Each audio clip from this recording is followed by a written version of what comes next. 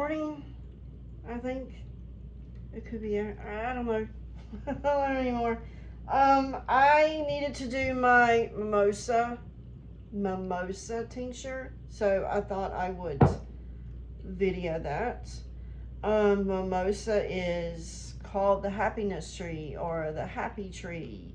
A few other variations along that line. So I have it in a couple of my books, so I wanted to read that to you. This is Peterson's Field Guide to Medicinal Plants and Herbs of Eastern and Central North America. Page 356, silk tree, mimosa, Albizia julibrissin duraz. Pea family, fast-growing, broad-crowned, short-trunk tree, goes to 30 foot, leaves with a graceful, feathery appearance, doubly compound with 2 to 30 pairs of oblong leaflets or pinnules to 1 inch long, one side distinctly longer than the other. Sensitive to the touch, it folds up at night. Flowers are pink, they are rarely white, silk fluffy blooms.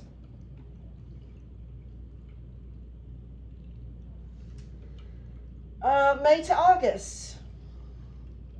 It is not even the 1st of July here, and I have very few of the blooms left, maybe a handful on all 3 trees together. So mine they're already bloomed out. They're already putting on their seed pods, which are really long like that. And these will eventually turn brown and fall off, and seeds will fall all over the ground, and you will get babies coming up everywhere. Flat, brown, dry, papery, pea-like pod to 6 inches long. Just showed you that.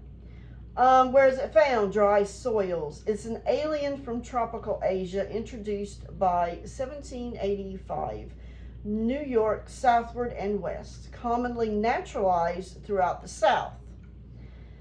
Its uses in traditional Chinese medicine, the bark and the flowers are still in use. Bark is used in tea, mostly in a combination with other herbs for depression, restlessness, and insomnia caused by anxiety. Externally, a poultice is used for traumatic injuries. Flowers are used as a sedative for insomnia.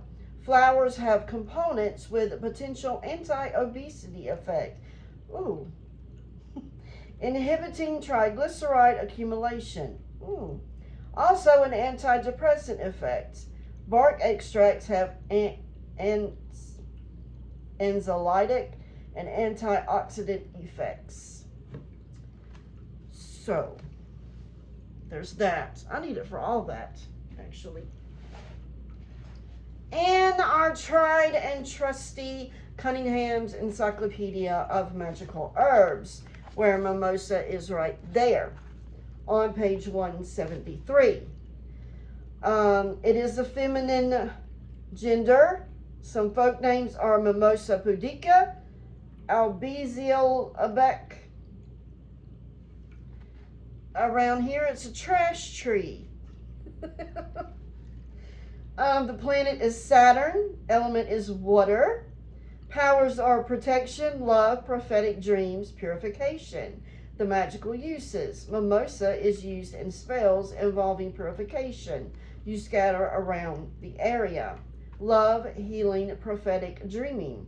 The latter use, of course, entailing its placement beneath the pillow and subsequently sleeping on it. A bath of mimosa or an infusion of the plant sponged onto the body destroys hexes and curses and guards against future problems. You know, my opinion is that we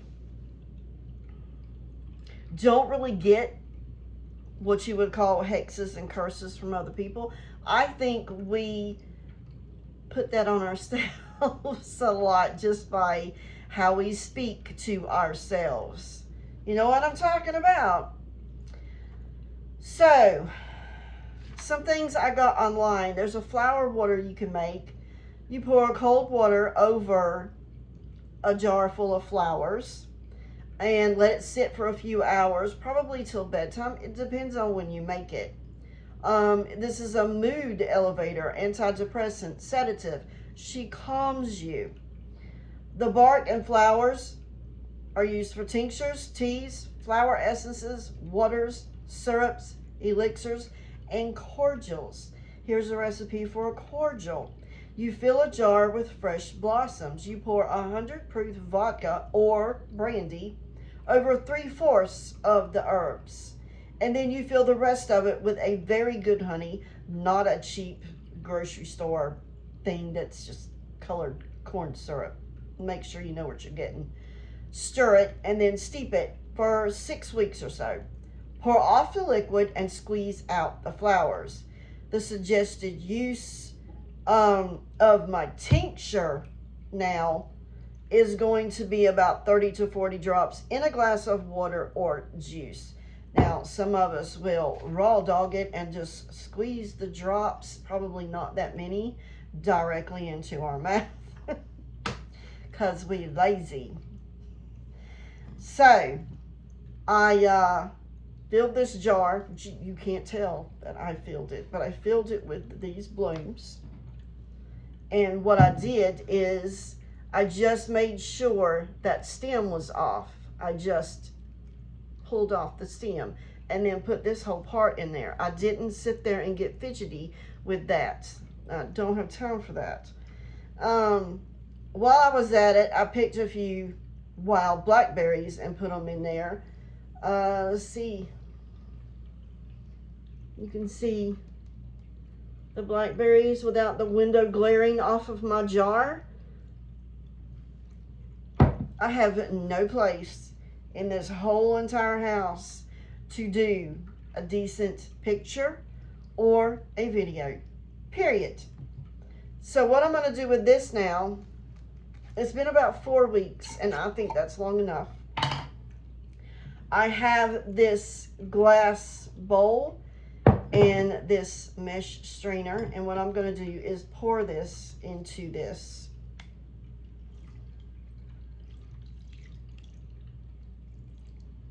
Like so. And this is to strain all that out. Oh man, that looks so good.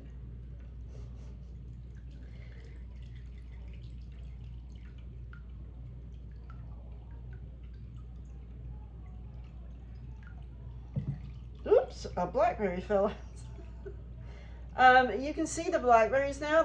All their color is gone. The flower color is gone. It's in the alcohol. So we'll set that aside. Now I have a jar that I'm going to put it in. And I'm going to use this just so I can make sure it doesn't splash everywhere, which it will probably do anyway, because this is me trying to do this. And it's going to fill up that little jar with that little bit left over. So I may have to get another jar, but you get the gist. Okay.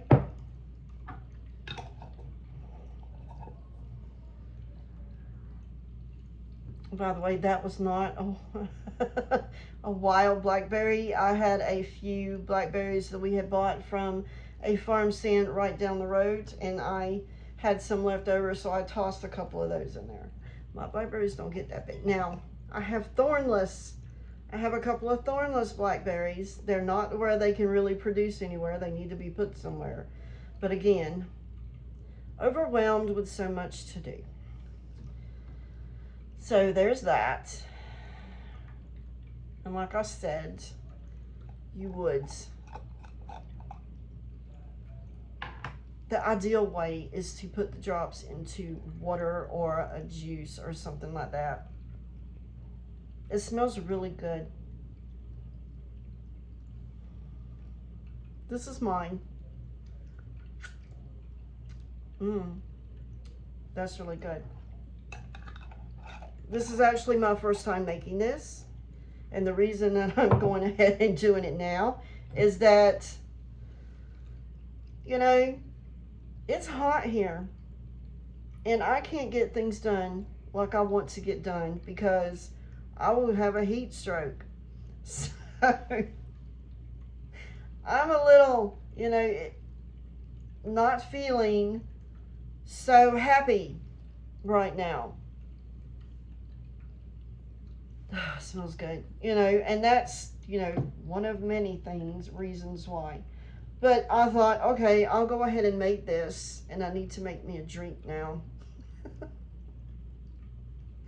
Can we just, no, I'm not going to do that. That's too much happy, probably, even though, okay. So, Mimosa tincture, the happiness tree.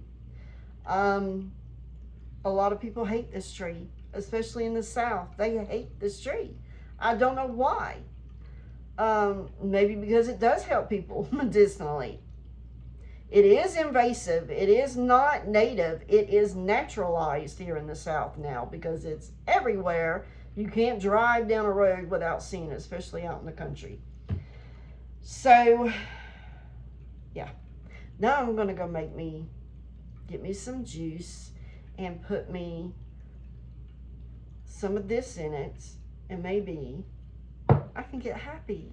I'll let you know how that happens. Till next video, I'll see you then.